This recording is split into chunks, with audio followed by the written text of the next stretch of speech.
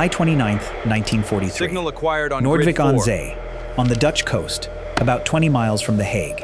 Evening.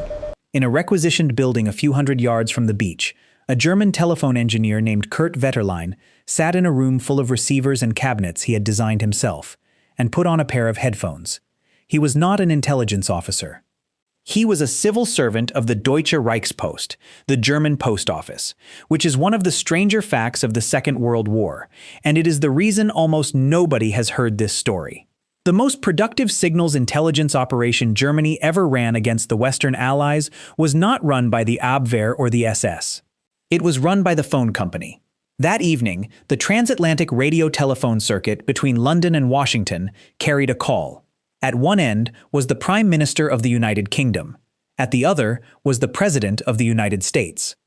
And in a building on the Dutch coast, a German engineer listened to both of them, not to a coded summary, not to a transcript prepared by an agent, but to the actual voices of Winston Churchill and Franklin Roosevelt talking to each other privately, in plain English, about the fall of Mussolini and what was going to happen to Italy. The transcript was in Berlin within hours. Now hold that, because it is the most extraordinary intelligence position anybody achieved in that war, on any side, and it is almost never mentioned. Not a broken cipher, not an agent in a ministry. The private conversation of the two men who were running the Western War, delivered to the German High Command in something close to real time, as speech. Consider what that is worth against everything else in the intelligence business. An agent gives you documents, filtered by what he can reach and what he dares photograph. A broken cipher gives you signals, written in the flat institutional language of orders. A wiretap on the leadership gives you hesitation, disagreement, and fear, the things nobody ever writes down. The Allies had built that circuit because they needed it. Churchill and Roosevelt could not meet often, and the war required them to talk. So there was a radio-telephone link across the Atlantic, and because it was radio, because anybody with an aerial could pick it up, the voices were run through a scrambling device called the A3. The A3 was not secure. It had never been secure, and the men using it had been told so. 11 months after that call, in the small hours of the 6th of June 1944, 5,000 ships would cross the channel toward Normandy, in an operation whose date and location were the most protected secret in human history, and the German High Command would not know where or when. This channel has already audited what they did hear on the radio that night, and what they made of it. This is the other half of that story, the one channel through which they genuinely could have learned everything, how close it came to still being open, and the machine that closed it. It weighed 55 tons. It lived in the basement of a department store on Oxford Street, and its key was random noise pressed onto phonograph records. This is the story of the phone call that nearly lost D-Day, which was made in July 1943 and was about Italy. We are going to take it in order. The line that was never safe, and the men who used it anyway. The post office engineer who broke it, the impossible machine that replaced it, and what the German High Command actually had in its hands on the night of the 5th of June. Part 1. A line that was never safe. Start with the engineering, because the whole thing turns on a distinction that sounds pedantic, and is the difference between a secret and a rumor. The transatlantic radio telephone service opened for commercial business in 1927. It was a genuine marvel. You could pick up a telephone in New York and speak to somebody in London, and it had one obvious property that everybody understood from the first day. It was radio. The signal went out into the sky and came down over an ocean and a continent, and anybody with a receiver anywhere along that path could listen. So, the telephone companies built a privacy device. The American version, developed by Bell Laboratories and in service from the late 1930s, was called the A3. Here is what it did. It took the frequency band of a human voice and cut it into a small number of subbands. Then it shuffled those subbands around and inverted some of them, so that what went out over the air sounded like gibberish, a warbling, gargling noise. Every 20 seconds or so, it changed to a different shuffling pattern, working through a set of preset arrangements. At the receiving end, an identical machine reversed the process and out came the voice. Now the crucial point. That is not encryption. It is obfuscation. The information in the signal is not transformed into something mathematically unrecoverable. It is merely rearranged. All of it is still there, in the same order, at the same moment, just moved around within the frequency band. And the number of possible arrangements was small, a couple of dozen, which meant that anybody who built a machine capable of trying the arrangements could unshuffle the speech and listen. In the trade, this is called a privacy system. It is designed to stop a curious telephone operator or a radio hobbyist. It was never designed to stop a state. There is a useful way to feel the difference. A properly enciphered message is a locked box. Even holding it in your hands, you cannot tell whether it contains a love letter or an invasion date. A scrambled voice is a jigsaw puzzle tipped onto a table. Every piece is present, face up, in the room. The only thing standing between an eavesdropper and the picture is the effort of putting it back together. An effort is exactly the thing a government can supply. And everyone involved knew that. The A3 was a commercial product built on principles that had been published and demonstrated before the war.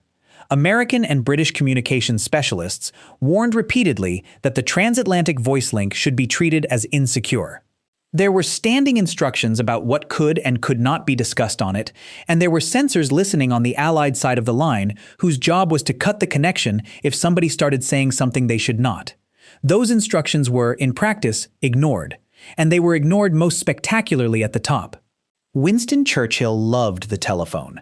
He was an impatient man running a war across 5,000 miles of ocean, and a written signal that took hours to encipher, transmit, decipher, and deliver was a poor substitute for simply speaking to the man he needed to speak to. He was warned about the A3 more than once. He used it anyway, and by several accounts he was aware in general terms that the line was not trustworthy and calculated that the speed was worth the risk, which is a defensible judgment right up until the moment somebody in Nordvik puts on headphones. So did a great many other people: cabinet ministers, service chiefs, staff officers, and the enormous supporting apparatus of an alliance that ran on transatlantic coordination. There is a defense to be made for that, and it is worth making. A secure channel that is too slow to use is not a secure channel. It is an unused channel, and the war does not stop while you encipher. Every organization on Earth makes this trade, and it usually makes it badly. Anybody who has worked anywhere has watched a secure procedure lose an argument with a deadline. But it left an open door, and on the other side of it, in the autumn of 1941, the German post office started building a machine. Part 2. The listening post at Nordvik. The Deutsche Reichspost had a research section, the Forschungsstelle, and it had exactly the skills this problem required, because breaking a band-shuffling privacy scrambler is not cryptanalysis. It is telephone engineering. You do not need mathematicians. You need people who understand filters, oscillators, and audio circuits, and the German post office employed several thousand of them. That is worth pausing on, because it is a rare case of German institutional sprawl producing an advantage instead of a disaster. Germany's intelligence apparatus was a nest of competing agencies: the Abwehr, the SD, the Foreign Ministry's own service, the Armed Forces signals branches, that spent much of the war working against each other. The one organization that had the specific technical competence for this particular problem was outside all of them, sitting quietly inside the postal ministry with a research budget and no interest in the turf war. The man given the problem was Kurt Vetterlein, and he solved it. His device did in real time what the A3 did in reverse. It detected the shuffling pattern in use, applied the inverse transformation, and produced intelligible speech. Accounts differ on the delay. It was seconds rather than minutes once the system was working properly. But the practical effect was that a German operator with headphones could follow a transatlantic conversation as it happened. The station went in at Noordwijk aan Zee, on the Dutch coast, in a building near the shore, a good site because the Netherlands sits underneath the transatlantic signal path and because German-occupied territory reached far enough west to get a clean receive. A team of a few dozen people manned it around the clock. Stenographers took down the conversations. The transcripts went to Berlin, where a small distribution list, reportedly reaching the very top, read what the enemy leadership had said to each other the previous evening. It is worth noting how exposed that station was. It sat on an occupied coast, within reach of the Royal Air Force, doing the most valuable signals work Germany had. It was never attacked, for the simplest of reasons. The Allies did not know it was there. They ran that operation for a substantial part of the war, and they listened to a very great deal. Routine staff traffic, logistics coordination, ministerial conversation, the ordinary hum of two governments running a coalition. Most of it was chaff. That is the ordinary condition of signals intelligence. Weeks of shipping schedules and ministerial small talk, transcribed by bored stenographers, filed and forgotten. The value of a channel like that is not what it produces on an average Tuesday. It is that. It is there, on the day something is said. And on the 29th of July, 1943, they caught the big one. Italy was falling apart. Mussolini had been removed from office and arrested by the king a few days earlier. The new government under Marshal Badoglio was publicly insisting that Italy remained in the war alongside Germany, and privately putting out feelers to the Allies about getting out of it. Berlin's central strategic question that month was simple. Is Italy about to change sides, and how fast do we need to move? Get the answer wrong in one direction, and you insult an ally into defecting. Get it wrong in the other, and you wake up one morning with an enemy army astride your southern flank, and the Allies in the Po Valley. That evening, Churchill and Roosevelt discussed exactly that, on the A3, and Nordvik took it down. What went to Berlin was a report that the two Allied leaders were talking about Italian surrender feelers as a live matter, that the Italians were, in substance, trying to get out. It is one of the few occasions in the entire war when a belligerent read its enemy's most senior deliberations in their own words, on the day.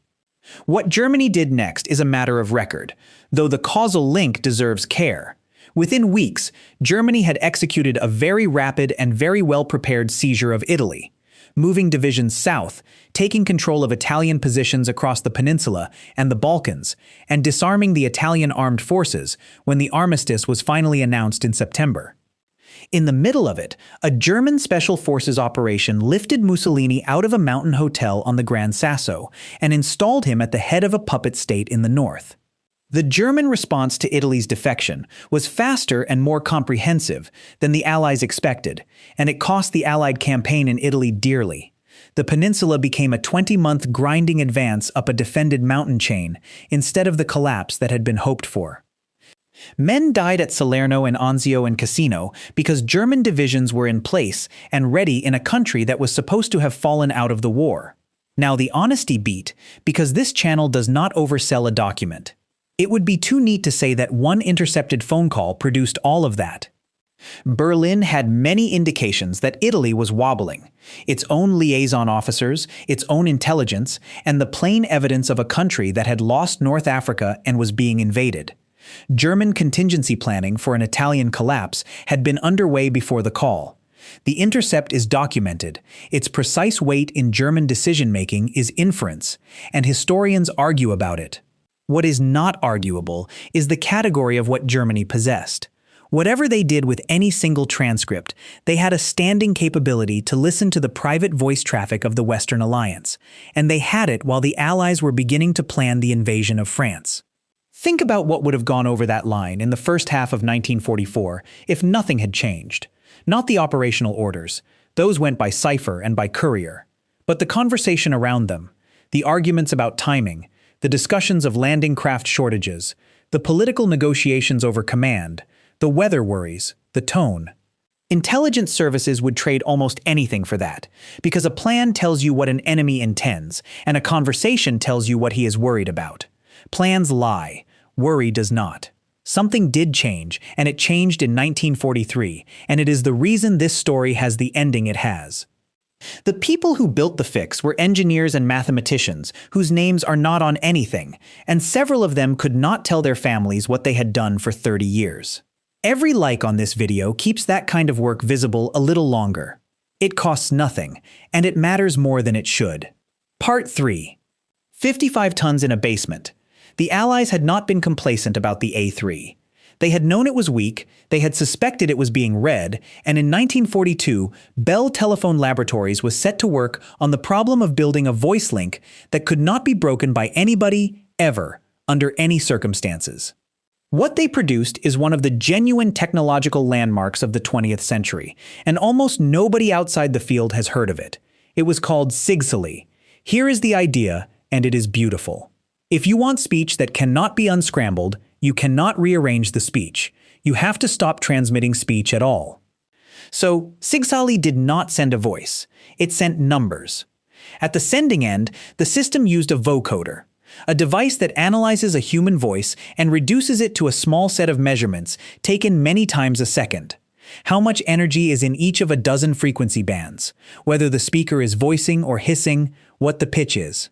That is not the voice. It is a description of the voice, updated many times a second. It is the difference between shipping a painting and shipping the instructions for repainting it. Then each of those measurements was quantized, rounded to one of a handful of discrete levels, which turned continuous human speech into a stream of digits. That by itself is a landmark. It is the first practical digital transmission of speech, 3 decades before anyone outside a laboratory used the phrase. Nobody at Bell Labs set out to invent digital telephony. They set out to stop the Germans listening to Churchill, and digital telephony is what fell out of the problem. Then came the part that made it unbreakable. To each digit, the system added a key digit, and the key was not generated by a machine with a pattern in it, because any pattern can eventually be found. The key was true randomness, harvested from a physical process. The electrical noise produced by mercury vapor rectifier tubes, the hiss of thermal chaos, which has no structure at all because there is nothing in the universe generating one. That noise was recorded onto large phonograph records. 2 identical copies were pressed. One went to the sending terminal, one to the receiving terminal, and the 2 were started in precise synchronization. The sender added the noise to the speech digits. The receiver subtracted the same noise and reconstructed them. Each record was used once and then destroyed. The logistics of that alone are worth a moment. The key material for every secure conversation in the war had to be manufactured in America, pressed in matched pairs, shipped by secure courier to terminals on 4 continents, cataloged so that both ends could be told which record to load, and accounted for afterward. The unbreakability lived in the mathematics. The security lived in a filing system and a courier route. If that sounds familiar, it should. It is a one-time pad, the only encryption system that is not merely hard to break but mathematically proven to be unbreakable. Because a message encrypted with a truly random key as long as the message contains no information about its own contents whatsoever. There is nothing to attack. An interceptor with unlimited computing power and unlimited time recovers nothing, because every possible conversation is equally consistent with what was transmitted. 2 men you have heard of were involved in verifying that. Alan Turing came to Bell Labs and examined the system. And Claude Shannon, working on the security analysis of the speech encipherment problem at Bell during the same period, developed the mathematics that would become information theory, the foundation of essentially all modern communications. The proof that a one-time pad is perfectly secure comes out of that body of work. Now the physical reality, which is where the story becomes comic. A Sigsaly terminal was not a device, it was a room. Each installation weighed on the order of 55 tons, occupied a very large floor area, consumed enough electricity to light a small factory, and threw off so much heat that it needed dedicated air conditioning, which in 1943 was itself a substantial installation. It required a crew of specialists to operate, and the turntables had to be synchronized across an ocean to within a fraction of a second. A problem solved by timing signals and by operators who nursed the machines like temperamental animals. The speech that came out the far end was intelligible but strange, flat, robotic, stripped of tone, so that men who knew each other well sometimes could not tell who was speaking. Roosevelt reportedly disliked how it sounded. It worked anyway, which is the only test that mattered. The first 2 terminals went into service in the summer of 1943. One was in the Pentagon, the other was in London, installed because it needed a large protected basement in central London, and there were not many of those going spare. Underneath Selfridge's department store on Oxford Street, there was a link from there to the cabinet war rooms. So for the last 2 years of the war, when the Prime Minister of the United Kingdom wanted to speak securely to the President of the United States, the conversation was digitized, encrypted against random noise pressed onto vinyl, and routed through 55 tons of equipment in the basement of a shop that sold hats. The Germans heard it. That is the point worth sitting with. Signally transmissions went out over the same kind of radio path as everything else, and German listening stations picked up the signal. A strange, loud, buzzing hum. They could not do anything with it. There was nothing in it to do anything with. The Allied operators nicknamed the system the Green Hornet, after the buzzing that opened a popular radio serial, and that noise was, to Berlin, simply a wall. Signally was never broken. Not during the war, not afterward. Terminals eventually ran to a dozen or so around the world: Algiers, Australia, Hawaii, Guam, and later Paris, following the armies forward. And something on the order of 3,000 high-level conferences went across them. Eisenhower used it, so did MacArthur. The Overlord Command discussions that needed a voice rather than a signal went over the Green Hornet. The existence of the system stayed classified until the mid-1970s, which is why, for 30 years, every history of Allied wartime security was written by people who did not know that the most important secure channel of the war existed. And the Nordwijk station's window closed. The traffic that mattered moved off the A3 and onto a channel that produced nothing but hum. Part 4. What Germany actually knew. So on the 5th of June 1944, what did the German High Command have? Not the plan. Let us be exact about that, because the popular version of D-Day security suggests the Germans were completely blind, and they were not. They had several genuine fragments, and every one of them failed for a different reason. They had the word Overlord. In the winter of 1943 and the spring of 1944, the German embassy in neutral Ankara was buying photographs of British diplomatic documents from a valet at the British ambassador's residence, an Albanian named Eljesa Bazna, whom the Germans codenamed Cicero. The material he supplied was genuine, and in places extremely sensitive, and among it was the code name of the coming invasion. Berlin therefore had, on paper, the word, sitting in a file, correct and completely inert. It did nothing with it, for the most human of reasons. Nobody trusted him. Ribbentrop's ministry and the intelligence services fought over whether Cicero was genuine or a British plant. The material was passed around and discounted, and there is the additional detail that the Germans paid him largely in counterfeit banknotes. A code name without a place and a date is a curiosity, and the one organization positioned to turn it into intelligence spent its energy arguing about the source. That episode is worth holding next to Nordwijk, because together they define the German intelligence problem. Germany's two best windows into the Western Alliance were a valet in Ankara and a post office engineer on a Dutch beach, and the material from both went to a capital where competing agencies fought over what it meant, and a single man decided what to believe. Collection was never Germany's weakness. Assessment was. They had a false alarm from a news agency. On the 3rd of June 1944, an Associated Press teleprinter operator in London, practicing on a machine, accidentally transmitted a flash announcing Allied landings in France. It went out to the world and was killed within about half a minute, but it had already reached radio bulletins abroad, and in the United States, for a few minutes on a Saturday afternoon, baseball crowds stood for a moment of prayer for an invasion that had not happened. German monitors caught it, and it did the opposite of what you would expect. An invasion announcement that was immediately and publicly retracted looked exactly like an Allied test of German reactions, and it made the real warnings, 72 hours later, easier to discount. They had the message's personnels, the BBC coded signals to the French resistance, including the Verlaine couplet, which the intelligence section of the 15th Army correctly identified and correctly interpreted on the evening of the 5th of June. This channel has audited that night in full. The warning was accurate, it was believed at 15th Army, and it went nowhere, because the 15th Army was guarding the wrong coastline, and that is the reason all three fragments were worthless, and it is the same reason in each case. Every one of them arrived into a picture that Allied deception had already built. An order of battle roughly twice the real size, commanded by Patton, aimed at the Pas de Calais, corroborated by German agents who were all controlled from London. Fragments do not overturn a framework. They get filed inside it. There is one more thing the Germans had, and it is the one that should have been decisive and was not. They knew, in a general sense, everything. They knew an invasion was coming in 1944. They knew it would come in late spring or summer. They knew it would need a port and would come at a favorable tide.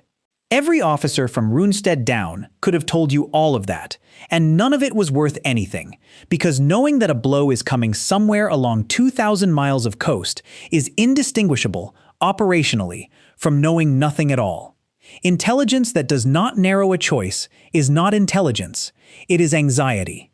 Now run the counterfactual, and do it carefully, because this is where the title has to be honest with you. If the A3 had still been carrying senior Allied traffic through the spring of 1944, if Vetterline's team at Nordvik had still been transcribing the private conversations of the Alliance's leadership while Overlord was being argued about, what would Berlin have had? Not a map with an arrow on it. High command telephone conversations do not contain grid references. But they would have had something arguably more corrosive: the texture of the operation. Which ports were straining? Which arguments were unresolved? The anxiety about landing craft, which was the genuine constraint on the whole plan. The tone of men discussing a specific window of tides and moonlight, and critically, the ability to test the fortitude story against how the leadership actually talked. Because a deception can survive an enemy's analysis, but it has a much harder time surviving an enemy who can hear the deceivers discussing other things and notice what is never mentioned.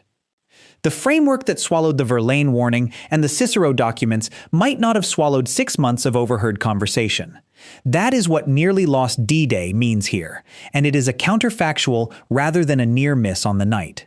The channel was closed in the second half of 1943, before Overlord planning reached full intensity. The margin was months, not hours. But the category of thing that was closed is the largest single intelligence vulnerability the Western Allies had in the entire war, and it was open for roughly 2 years. And there is a sharper way to feel the margin. The Tehran Conference, at the end of November 1943, is where Roosevelt, Churchill, and Stalin agreed the timing of the cross-channel invasion, where Overlord stopped being a planning study and became a commitment with a date attached. That is 4 months after Nordvik transcribed a Churchill-Roosevelt call. The two events sit in the same year. One more piece of the counterfactual deserves stating, because it runs the other way, and this channel does not stack the deck. The Allies were also, at that moment, running the largest deception operation in history, and a deception is only as good as the enemy's belief in his own sources. Had Berlin been reading senior Allied telephone traffic through 1944, it is at least arguable that the fortitude story would have started to fray, not because anybody would have said, the landings are in Normandy on a phone line, but because a leadership that is being overheard cannot maintain a consistent lie across every channel indefinitely. Deceptions fail at the seams, and an open voice line is a very long seam. If your family has a connection to wartime communications, Signal Corps, Royal Signals, a telephone or teleprinter operator, a Bell Labs engineer, anybody who spent the war on the wire rather than in front of it, put it in the comments. Signals people are the least commemorated participants in any war, because their work is invisible when it succeeds and catastrophic when it fails. Nobody puts up a statue to a line that was never tapped. Part 5. The verdict. So render the verdict, and it comes out in 3 parts. First, Germany did know things, and the story of D-Day security is not a story of perfect Allied secrecy. It is a story of leaks that did not matter. A valet in Ankara sold them the code name. A teleprinter operator accidentally announced the invasion 3 days early. A colonel in Tourcoing decoded a genuine warning 11 hours before the first landing craft dropped its ramp. Any one of those, landing in a receptive command, could have altered the 6th of June. The Allies did not get lucky with their security. They got unlucky with it repeatedly and survived. Second, none of them landed in a receptive command because the Allies had spent 2 years building the thing that receives. That is the finding this series keeps arriving at, and it is worth stating plainly one more time. Secrecy is not about preventing information from reaching the enemy. Over a long campaign, that is impossible, and the Allies knew it was impossible. Secrecy is about controlling what the enemy already believes, so that whatever does get through has nowhere useful to go. The double-cross system and fortitude were not defensive measures. They were the construction of a false framework, in advance, into which true information could be safely allowed to fall. Third, and this is the part that this episode adds, the one exception to all of that was voice. You cannot deceive an enemy who can hear you talking privately. Every other channel the Allies used could be managed. Ciphers protected the orders, agents fed the fiction, censorship shaped the press.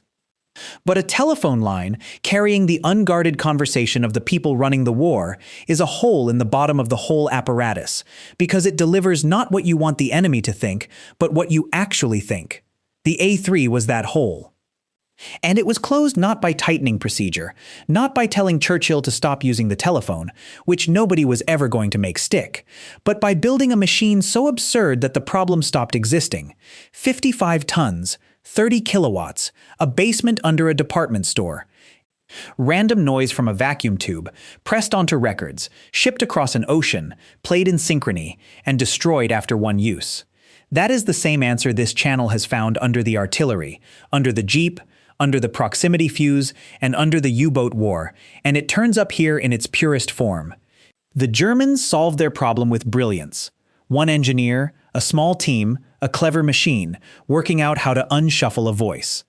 The Allies solved theirs, with a mathematically perfect system that no amount of brilliance could touch, at a cost and a scale that only an industrial economy could contemplate.